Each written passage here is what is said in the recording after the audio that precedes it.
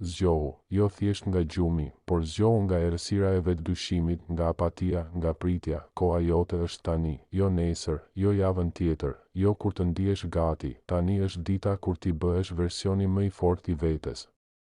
Kur hap syt në mëngjes, nuk je duke hyrë në një ditë të zakonshme, je duke hyrë në fushbetejën tënde personale, dhe në këtë betejë do ketë zëra që thonë, si e mjaftueshëm i mirë. Je vonë. Je lodhur. Por ti je përgjigja ndaj atyre zërave, ti je rebelimi ndaj dështimit, ti je zjarri që nuk shuhet. Kujtoje këtë, asnjë njeri nuk lind i fortë, forca formohet kur ti nuk dorëzohesh, edhe kur të dhem. Kur ecën edhe kur nuk ke më fuqi, kur hesht, por nuk ndalesh, kur bota të kthen shpinën, por ti zgjedh të qëndrosh në këmbë. Kjo është disiplinë, dhe pa disiplinë nuk ka as fitore, as liri, as madhështi. Mos prit që motivimi të vijë vetë. Krijoje vetë, ti je generatori i energjisë tënde, në çdo mëngjes, në çdo hap, në çdo frymëmarrje. Thuaja vetes tani, sot, nuk do jem viktim, nuk do jem i zakonshëm, nuk do fshihem pas justifikimeve, sot do veproj, sot do krijoj, sot do luftoj si Spartan.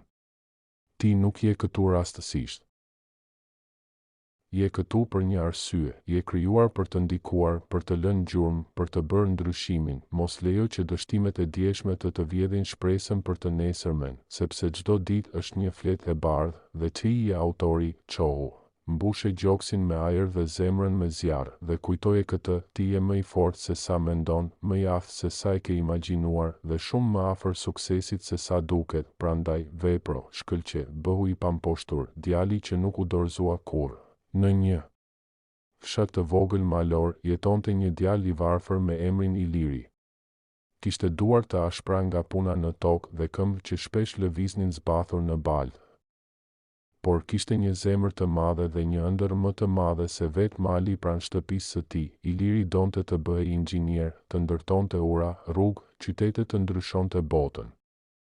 Por njerëzit qeshnin kur ai fliste për ëndrrën e tij. Ti nuk ke para as për libra, i thoshin. Ti je një djalë i fshatit, lindur për të mbjellë, jo për të ndërtuar. Por Iliri nuk i dëgjonte. Zgjohesh çdo ditë në orën 4 të mëngjesit.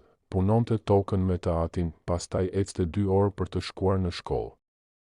Lexonte në dritën e një qiriri, mësonte me lapsa të mbetura gjysmë. Një ditë, mësuesi i tij i dha një libër të trashë për matematikë dhe i tha: "Nëse arrin ta kuptosh këtë, je ndryshe." Iliri e mori si një sfidë.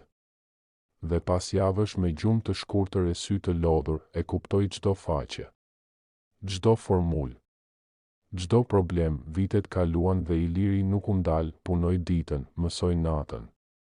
Kur shokët e tij dorëzoheshin, ai vazhdonte, kur njerëzit dyshonin, ai besonte, dhe pas shumë sakrificash. Një ditë, mori një letër, ishte pranimi në universitet. Me bursë të plot, ai nuk ishte më thjesht një djalë nga fshati. Ishte një luftëtar. Një njeri që nuk u dorëzua kurrë. Sot, ai ndërton ura, ashtu si kishte ëndërruar. Por më shumë se kaq, ai ndërton besimin të njerëzit që kanë humbur shpresën.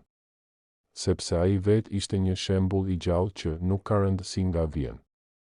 Rëndësi ka ku do të shkosh, nuk ka rëndësi çfarë ke, rëndësi ka sa shumë je gati të sakrifikosh, dhe mbi të gjitha, nëse nuk dorëzohesh, bota nuk ka zgjidhje tjetër veçse të hapë rrugë. Disiplina spartane, së i kalitësh veten në një botë që kërkon komoditet. Disiplina nuk është thjesht një zakon. Ajo është një zgjedhje e përditshme për të mos qenë viktime e rrethanave, por komandant i jetës tënde. Në kohën e Spartës nuk kishte vend për ndjeshmëri të tepërt apo për justifikime. Çdo fëmijë spartan edukohej me një qëllim të vetëm, të bëhej luftëtar. Jo thjesht në fushën e betejës, por në çdo aspekt të jetës. Spartani ngrihej para agimit, me barkun bosh, me plagë të pambyllura, me dhimbje në trup, por zjarr në shpirt. Ai nuk pyeste a më pëlqen kjo, por thoshte a është kjo ajo që duhet të bëj.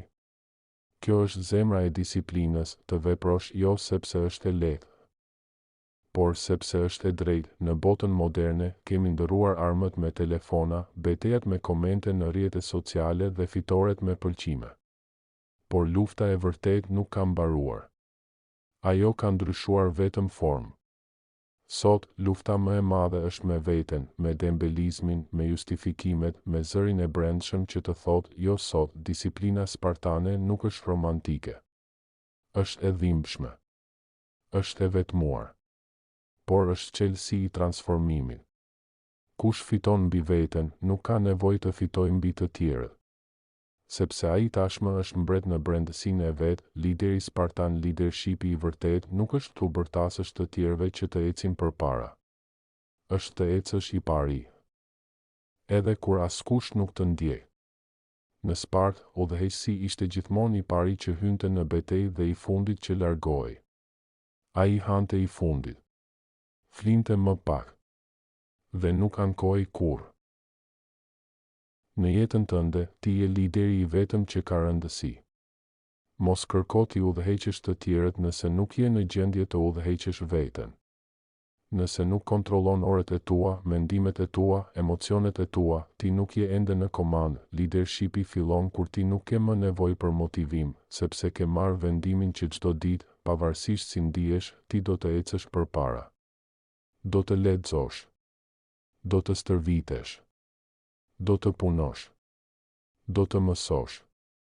Sepse lideri nuk ndalet kur lodhet, ndalet kur ka përfunduar detyrën. Lufta e vërtet askush nuk ka për të shpëtuar. As prindërit. As shteti. As motivimi që dëgjon në TikTok. Lufta është brenda teje. Disiplina spartane është të pranosh se askush s'do vi të ngrej nga krevati. Është të ngrihesh vetë. Të hash disiplinë për mëngjes. Të djersitesh për të ndërtuar veten që meriton. Lufta me veten është më e vështira sepse armiku yt fshihet në mendimet që të thonë, je lodhur, nuk ja vlen, bëje nesër. Spartani e njihte këtë armik dhe nuk bënte paqe me të. Ai e thërriste me emër, frikë, përtatësi, viktimizim dhe e luftonte për ditë. Nëse do të jesh i lirë, duhet të fitosh këtë luftë.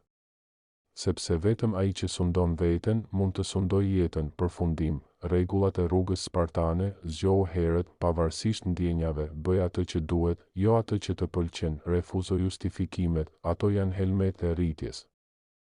Udhëhiq me shembull, jo me fjalë, lufto për ditë kundër vetes që do të heqë dorë. Disiplina spartane nuk është për të gjithë. Por nëse ti e zgjedh, e gjithë bota ndryshon.